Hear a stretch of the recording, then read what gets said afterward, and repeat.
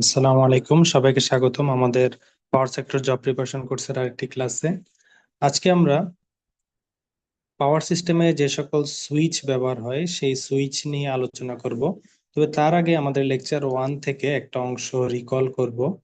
সেটা হচ্ছে লেকচার 1-এ আমরা প্রিভিয়াস ভিডিও যদি তোমরা দেখো, এই পুরো সার্কিট আমরা ডিসকাস করেছিলাম। একটা পাওয়ার লাইনের সিঙ্গেল লাইন ডায়াগ্রামে কি কি থাকে। এখানে আমরা আর্থিং সুইচটা ডিসকাস করিনি, এটা এখন বলছি। আর্থিং সুইচের কাজ কি? সাপোজ মনে করো ঢাকা থেকে এই গাজীপুরে পাওয়ার ট্রান্সমিট হচ্ছে এই পাওয়ার লাইনের মাধ্যমে। মাঝখানে ডিএস আছে, সার্কিট ব্রেকার আছে, সিটি পিটি আছে, লাইটনিং অ্যারেস্টর আছে, পাওয়ারটা গেল। এখন তুমি আহ লাইনকে ডিসকানেক্ট করে তুমি লাইনে কাজ করবা, ঠিক আছে? তাহলে প্রথমে তুমি কি করলা, সার্কিট ব্রেকার দুইটা বন্ধ করলা, ঠিক আছে? আরো প্রোটেকশনের জন্য কি করলা, এই লাইনের ডিএস দুইটা ডিসকানেক্ট করে দিলা। প্রথমে সার্কিট ব্রেকার ওপেন করলা, তারপর ডিএস দুইটা ওপেন করলা। এখন কিন্তু তুমি চাইলে লাইনে হাত দিতে পারবা না, ঠিক আছে?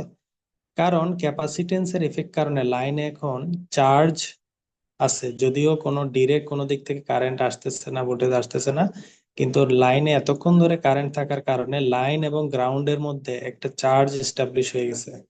হাই ভোল্টেজ এখানে এখনো আছে। এখন তুমি লাইনে কাজ করতে গেলে লাইনকে টাচ করলে ইলেকট্রিক ফাইড হবে। সেক্ষেত্রে কি, তখন আমরা এরপরে কি করি, আর্থিং সুইচটা কানেক্ট করি। আর্থিং সুইচ কানেক্ট করলে কি হয়, আর্থিং সুইচ কানেক্ট করে দিলে লাইনের যে চার্জ সেটা গ্রাউন্ডে চলে যায়। এখন হচ্ছে লাইনে আমি কাজ করতে পারবো, লাইনটা নিরাপদ, ঠিক আছে? তাইলে আমাদের আহ, একটা লাইনকে অফ করার সিকোয়েন্স কি হবে, প্রথমে সার্কিট ব্রেকার ওপেন করতে হবে, ঠিক আছে? তারপরে লাইন ডিএস ওপেন করতে হবে, এরপর আমাদের আর্থিং সুইচ ওপেন ক্লোজ করতে হবে। আবার আমরা যখন কানেক্ট করব তখন পদ্ধতি কি, আমি কানেক্ট করার সময় যদি আগে সার্কিট ব্রেকার চালু করে দেই, এরপর লাইন ডিএস চালু করে দেই, এরপর আর্থিং সুইচ খুলি, কাজ হবে? সার্কিট ব্রেকার দিলা, কানেক্ট হয়ে গেল, এরপর লাইন ডিএস দেওয়ার সাথে সাথে এখানে বিস্ফোরণ হবে।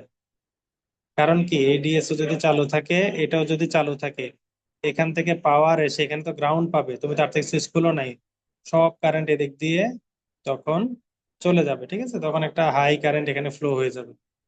তাহলে অফ করার ক্ষেত্রে সিকোয়েন্স আছে, ঠিক আছে? অন করা, লাইন ডিসকানেক্ট করার ক্ষেত্রে সিকোয়েন্স কি, আগে সার্কিট ব্রেকার, তারপরে ডিএস, তারপর আর্থিং সুইচ। আবার কানেক্ট করতে চাইলে কি করতে হবে, কানেক্ট করতে চাইলে আগে আমাকে আর্থিং সুইচ খুলে ফেলতে হবে। আর্থিং সুইচ আগে যেখানে কানেক্ট করছিলাম এটা ওপেন করে ফেলতে হবে, তারপর লাইন ডিএস দুইটা লাগাইতে হবে, ঠিক আছে? তারপরে বাসের ডিএস দুইটা লাগাইতে হবে, তারপরে আমি সার্কিট ব্রেকার অপারেট করব। এরপর আমি সার্কিট ব্রেকার অপারেট করলে এখন লাইন সুন্দরভাবে চালু হয়ে যাবে, ঠিক আছে? তাইলে ক্লোজ করার ক্ষেত্রে এবং ওপেন করার ক্ষেত্রে সিকোয়েন্স মেনটেন করে আমাদেরকে কাজটা করতে হবে, ঠিক আছে? তো এটা হচ্ছে জাস্ট সিকোয়েন্সটা মনে রাখলেই হয়। অনেক সময় ভাইভাতে জিজ্ঞেস করে, তোমরা নেটে সার্চ করলেই একদম সিকোয়েন্সটা সুন্দর মতো পেয়ে যাবে, বা বইতেও লেখা থাকে। আর থিওরিটিক্যালি বুঝতে চাইলে এভাবে চিত্র ধরে ধরে বুঝতে হবে। তো আজকের আমাদের যে মেইন টপিক, আমরা আইসোলেটর বা সুইচ নিয়ে আলোচনা করব।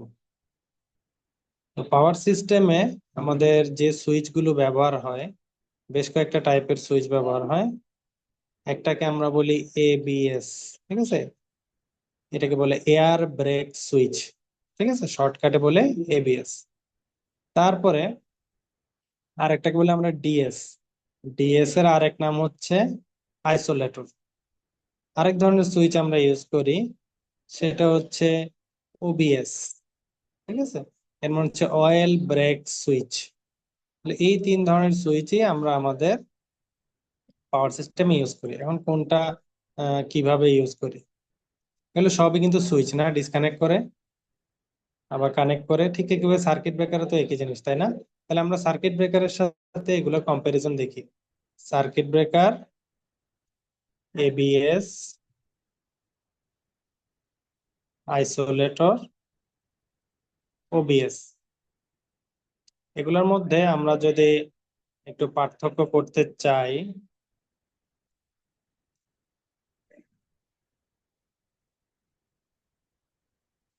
তো আমাদের যে সার্কিট ব্রেকারটা থাকে, এই সার্কিট ব্রেকারটা আমরা লাইনে নো লোড অবস্থাতেও চালাতে পারি, যে লাইনে কোনো লোড নাই তখনও, এবং লাইনে ফুল লোড থাকলেও আমরা এটাকে অপারেট করতে পারি, এবং লাইনে যদি ফল্টও থাকে, ঠিক আছে, ফল্ট কন্ডিশনেও আমরা এটাকে অপারেট করতে পারি।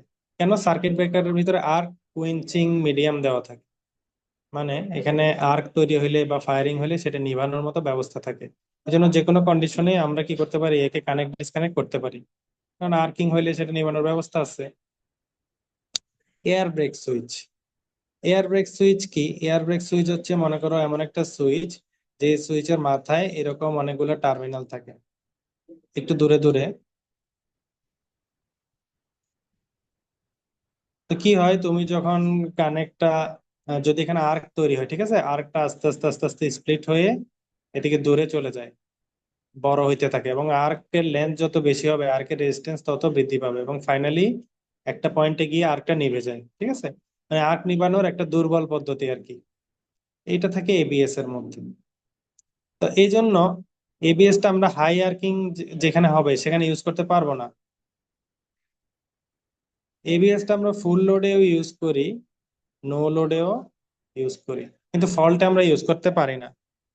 কারণ ফল্টে যদি আমরা এবিএস দিই, ফল্টের সময় তো ফুল লোডের চেয়ে অনেক বেশি কারেন্ট যায়, ঠিক আছে।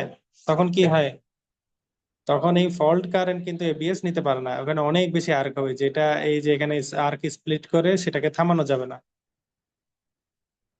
এবং এই যে ফুল লোড বললাম, এটা কি ধরনের ফুল লোড? অনেক বেশি লোডেও কিন্তু এবিএস ইউজ করা হয় না। এটা অ্যাকচুয়ালি ইউজ করা হয় যখন আমাদের ট্রান্সমিশন লাইন বা ফিডার থেকে পাওয়ার কোনো ইন্ডাস্ট্রিয়াল লোডে অ্যাপ্লাই হয়, ঠিক আছে। ইন্ডাস্ট্রিয়াল লোডে অ্যাপ্লাই হলে ইন্ডাস্ট্রিয়াল লোডের পাওয়ার যতটুকু হয় আর কি, অনেক বেশি হয় না। তো মনে করো একটা বিশাল ডোমেস্টিক এরিয়াতে এবিএস দিয়ে আমরা সাপ্লাই করি না, মোটামুটি মিডিয়াম সাইজের যে ইন্ডাস্ট্রি আছে সেগুলাতে কি করি, এবিএস দিয়ে সরাসরি আমরা নো লোড এবং ফুল লোডে অপারেট করতে পারি। কিন্তু ফল্ট হইলে এবিএস এ হাত দেওয়া যাবে না, তাহলে এখানে যে আরেকটা হবে সেটা এবিএস নিভাতে পারবে না, ঠিক আছে। তারপর হচ্ছে আমাদের আইসোলেটর, অথবা এটা আরেক নাম হচ্ছে ডিসকানেক্টিং সুইচ। এটা হচ্ছে শুধুমাত্র নো লোডে অপারেট করা হয়, ফুল লোড বা ফল্টে এটাকে অপারেট করা যাবে না। এটা অ্যাকচুয়ালি কোথায় থাকে? মনে করো একটা সার্কিট ব্রেকার আছে, সেই সার্কিট ব্রেকারের দুই দিকেই হচ্ছে আমার দুইটা ডিএস থাকে। কি হয়, আমি যখন সার্কিট ব্রেকার মেনটেনেন্স করব তখন আমি কি করি, সার্কিট ব্রেকার বন্ধ করি, তারপরে এই ডিএস খুলি, এই ডিএস খুলি, তারপর কি এই সার্কিট ব্রেকার তো আর কোনো পাওয়ার নেই, তখন এই সার্কিট ব্রেকার আমি রিপেয়ার এবং মেনটেনেন্স এর সময় এটাকে ইউজ করতে পারি। ডিএস কোথায় অ্যাকচুয়ালি ব্যবহার করা যাবে অনলোডেও, সেটা একটু তোমাদেরকে জানতে হবে, যদিও এটা ব্যবহার করা হয় না আর কি। সাপোজ মনে করো, এখানে মনে করো তোমার 400 কেভি ভোল্টেজ আছে, আর এখানে আছে তোমার 33 কেভি। এখন তুমি ডিএস লাগাইতে পারবা? এখন তুমি ডিএস কানেক্ট করলে এখানে বিশাল আর্কিং হবে, ব্লাস্ট হবে একদম।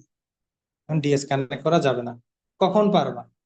কারণ এটা কেন পারতেছো না দেখো তো, এখানে ভোল্টেজ ডিফারেন্স অনেক বেশি, এখানে কারেন্ট কানেক্ট করলে হিউজ কারেন্ট ফ্লো হবে, তাই না? ভোল্টেজ ডিফারেন্স অনেক বেশি। কিন্তু যদি এমন হইতো এখানেও 400 কেভি এখানেও 400 কেভি আছে, এখন তুমি ডিএস কানেক্ট করতে পারবা, কারণ এখানে ভোল্টেজ ডিফারেন্স নাই। ভোল্টেজ ডিফারেন্স না থাকলে কি আইসোলেটর দিয়ে সরাসরি অপারেট করা যায়, তবে তোমাকে অবশ্যই শিওর থাকতে হবে যে উভয় পাশে ভোল্টেজ সমান আছে, তাহলে তুমি অনলোডেও অপারেট করতে পারবা, ঠিক আছে। এখন অনলোডে কেমন অপারেট করবা? অনলোড মানে তো অ্যাকচুয়ালি এক সাইডে হচ্ছে কোনো পাওয়ার থাকে না, পাওয়ার শুধু এক সাইডেই থাকে, একদিকে পাওয়ার থাকে আর একদিকে হচ্ছে কি পাওয়ার থাকে না, পাওয়ারের চাহিদা আছে আর এদিকে জেনারেশন আছে, এই ক্ষেত্রে আইসোলেটর ইউজ করা যায় না। কিন্তু এই যে বললাম 400 কেভি এটা তাহলে কোথায় ইউজ করে? এটা অ্যাকচুয়ালি বাস কাপলারে ইউজ করে। তারপর মনে করো তোমার দুইটা বাস আছে, এখানেও 11 কেভি এখানেও 11 কেভি, এই দুইটাকে এখন ইন্টার কানেকশন করতে হবে। এখন এখানে সার্কিট ব্রেকারের প্রয়োজন নেই, এখানে আইসোলেটর দিয়ে কানেক্ট করে দেওয়া যায়, কারণ দুইটা বাসের কি ভোল্টেজ সমান, ঠিক আছে। তাহলে বাস কাপলার হিসাবেও কি আইসোলেটরকে ইউজ করা যায়। Oil brake switch. Oil brake switch অনেকটা এবিএস এর মতোই, ওখানে অয়েলের আন্ডারে হচ্ছে ব্রেকিং করা হয় অয়েলের নিচে। তো এইটাও ফুল লোডে অপারেট করা যায়, এবং নো লোডে অপারেট করছে, কিন্তু ফল্টের ক্ষেত্রেও ওবিএস অপারেট করা যায় না, কারণ ওখানে যতটুকু অয়েল আছে সেটা দিয়ে ফল্ট কন্ডিশনে যে পরিমাণ আর্কিং তৈরি হবে সেটাকে সে এক্সটিংগুইশ করতে পারবে না। তো এই হচ্ছে পাওয়ার সিস্টেমে আমাদের যে বিভিন্ন ধরনের সুইচ ব্যবহার হয়, সেই সুইচ গুলোর নাম, কার্যকারিতা এবং ব্যবহারের একটা কম্প্রিহেন্সিভ আন্ডারস্ট্যান্ডিং। তো ঠিক আছে, ধন্যবাদ সবাইকে। কেউ যদি আমাদের পাওয়ার সিস্টেম জব প্রিপারেশন যে কোর্স চলছে সেখানে ভর্তি হতে চাও, তোমরা এই হোয়াটসঅ্যাপ নাম্বারে আমাদের সাথে যোগাযোগ করতে পারো, অথবা এই ফেসবুক চ্যানেলটাতে তোমরা আমাদেরকে দেখতে পারো, এবং এই ইউটিউবেও আমাদের ফ্রি লেকচার গুলো পাবেন। আমাদের যে পাওয়ার সেক্টর জব প্রিপারেশন কোর্সটা চলছে, এখানে আমাদের টোটাল 5টা মডিউলে ফুল ডিপার্টমেন্টকে ভাগ করা হয়েছে: electrical circuit, electronics, telecommunication, control system, machine এবং পাওয়ার সিস্টেম। এই কনসেপ্ট গুলোতে থেকেই কিন্তু চাকরির পরীক্ষায় প্রশ্ন এসে থাকে বুয়েট প্যাটার্নে। তো আমরা বিভিন্ন ইংলিশ রাইটারের বইগুলো ফলো করে ফুল কোর্সটা সাজিয়েছি, এবং এটা হচ্ছে আমাদের মডিউল 5 এর লেকচার 2 তুমি দেখলে, যেটা হচ্ছে পাওয়ার সিস্টেম অ্যানালাইসিস মডিউলের লেকচার 2। ঠিক একইভাবে আমাদের ফুল লেকচারে এরকম তুমি প্রায় 250টি লেকচার পাবে, এবং তার মাধ্যমে তোমার ফুল ডিপার্টমেন্ট পার্টটি একদম কমপ্লিট হয়ে যাবে।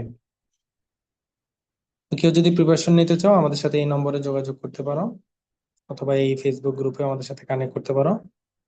ধন্যবাদ সবাইকে, ভালো থাকবে, সুস্থ থাকবে, সে পর্যন্ত। আসসালামু আলাইকুম রহমতুল্লাহি ওয়া বারাকাতুহু।